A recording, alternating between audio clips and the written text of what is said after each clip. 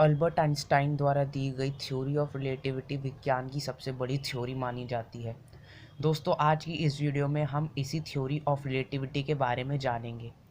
Theory of relativity दो inter related theories से मिलकर बनी है।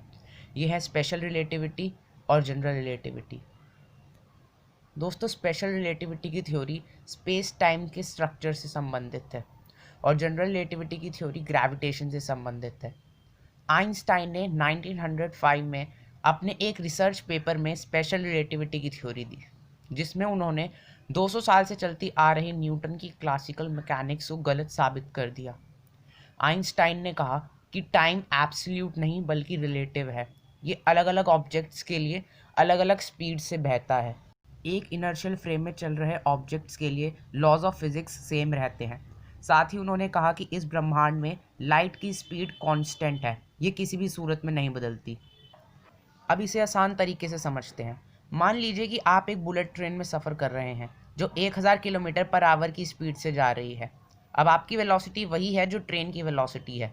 स्टेशन पर खड़ा कोई व्यक्ति अगर आपको आते हुए देखता है तो आप उसे 1000 किलोमीटर पर आवर की वेलोसिटी से आते हुए देखेंगे। पर यदि ट्रेन में आपके साथ सफ़र कर रहा व्यक्ति आपको देखेगा तो उसे आप स्टेशनरी दिखाई देंगे। यानी स्टेशन पर खड़े व्यक्ति के रिलेटिव आपकी वेलोसिटी 1000 किलोमीटर पर आवर है, लेकिन आपके साथ ट्रेन में बैठे व्यक्ति के रिलेटिव आपकी वेलोसिटी 0 है। इसका मतलब ट्रेन के अंदर लॉज ऑफ फिजिक्स सेम काम कर रहे हैं। इसका मतलब यह हुआ कि मोशन रिलेटिव है, कांस्टेंट या एब्सोल्यूट नहीं है। अब आप उसी एग्जाम्पल को दोबारा देखिए। मान लेते हैं कि आपकी ट्रेन 1000 किलोमीटर पर आवर नहीं बल्कि 1000 किलोमीटर पर सेकंड की स्पीड से जा रही है। आप ट्रेन से ट्रेन की गति की स्पीड में एक लाइट की बीम को छोड़ते हैं। लाइट की स्पीड फिक्स्ड है 3 लाख किलोमीटर पर सेकंड। ट्रेन की स्पीड और लाइट की स्पीड मिलाकर 3 लाख 1000 किलोमीटर पर सेकंड होती है।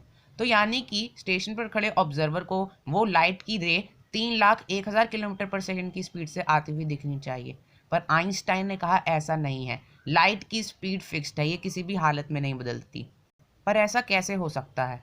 कंसेप्चुअली तो लाइट की स्पीड और ट्रेन की स्पीड को मिलाकर ही टोटल स्पीड आएगी। यहीं से टाइम डायलेशन का कंसेप्ट स्टार्ट होता है। आइंस्टाइन ने बताया कि मोशन में जो ऑब्जेक्ट्स होते हैं उनके लिए समय धीरे धीरे चलना स्टार्ट हो जाता है। यही कारण है कि ट्रेन के अंदर का समय ट्रेन के बाहर के मुकाबले धीरे चलता है। ये डिफरेंस इतना कम होता है कि हम इसे मीज़र तक नहीं कर सकते। लेकिन अगर कोई ऑब्जेक्ट बहुत तेज़ स्पीड से जा रहा हो तब हम इस डिफरेंस को मीज़र कर सकते हैं। इमेजिन कीजिए कि आप एक स्पेसशिप में बैठे हैं जो बहुत फास्ट स्पीड से यूनिवर्स में चल रहा है। वो लाइट की स्पीड तक तो नहीं पहुंच सकता, लेकिन मान लीजिए कि वो लाइट की स्पीड के बहुत नज़दीक पहुंच जाता है। तो उस स्पेसशिप के अंदर समय धीरे धीरे बहने लगेगा। उस स्पेसशिप में बिताया एक दिन पृथ्वी पर बिताए कई सालों के बराबर होगा।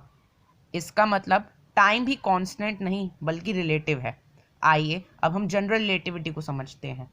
आइंस्टाइन ने जनरल रिलेटिविटी को 1907 से 1915 तक डेवलप किया और 1915 में वो अपनी थ्योरी ऑफ जनरल रिलेटिविटी को लेकर आए। इसने एस्ट्रोनॉमी और फिजिक्स के प्रति दुनिया के नज़रिए को ही बदल के रख दिया। अब तक दुनिया न्यूटन के ग्रेविटेशन के सिद्धांतों पर चलती थी। न्यूटन ने कहा था कि इस यूनिवर्स में हर ऑब्जेक्ट की एक फंडामेंटल प्रॉपर्टी है जिसका नाम है ग्रेविटेशन। इसी प्रॉपर्टी की वजह से हर ऑब्जेक्ट हर दूसरे ऑब्जेक्ट पर एक फोर्स एक्सर्ट करता है। इसी फोर्स की वजह से हम पृथ्वी पर चल पाते हैं और इसी फोर्स की वजह से पृथ्वी और बाकी ग्रह सूरज का चक्कर लगाते हैं। पर आइंस्टाइन ने न्यूटन को गलत करार करते हुए कहा कि पृथ्वी और बाकी ग्रह सूरज का चक्कर ग्रेविटी की वजह से नहीं बल्कि ग्रेविटी की वजह से स्पेस टाइम में आए कर्व की वजह से लगाते हैं। अब स्पेस टाइम क्या होता है? स्पेस टाइम स्पेस और टाइम इन दो चीज़ों से मिलकर बना है। आइंस्टाइन का मानना था कि स्पेस और टाइम दो अलग अलग चीज़ें नहीं बल्कि ये दोनों आपस में मिक्स्ड हैं और स्पेस टाइम के फाइबर्स पूरे यूनिवर्स में हर जगह फैले हुए हैं। सूरज जैसे बड़े ऑब्जेक्ट्स स्पेस टाइम में कर्व या बेंड ला देते हैं और पृथ्वी जैसे छोटे ग्रह इन गड्ढों में गिर जाते हैं। इस वजह से वो बड़े तारों के चक्कर लगाने लगते हैं। आइंस्टाइन ने यह भी बताया कि हाई ग्रेविटी वाले ऑब्जेक्ट्स के नज़दीक समय धीमा हो जाता है। इसे ग्रेविटेशनल टाइम डायलेशन कहते हैं। इतना ही नहीं, लाइट जब किसी भी हाई ग्रेविटी वाले ऑब्जेक्ट के पास से गुजरती है तो लाइट भी बेंड हो जाती है, क्योंकि उसे उस ऑब्जेक्ट की वजह से स्पेस टाइम में आए कर्व के ज़रिए गुजरना पड़ता है, पर इसका लाइट की स्पीड पर कोई फ़र्क नहीं पड़ता। इसे हम रियल लाइफ में भी एक्सपीरियंस करते हैं। जब हम किसी तारे को सूरज के नज़दीक से देखेंगे तब हमें वह अपनी एक्चुअल पोजीशन से कुछ अलग पोजीशन पर दिखाई देगा, क्योंकि उससे आ रही लाइट सूरज के पास से गुजरने पर बेंड हो जाएगी।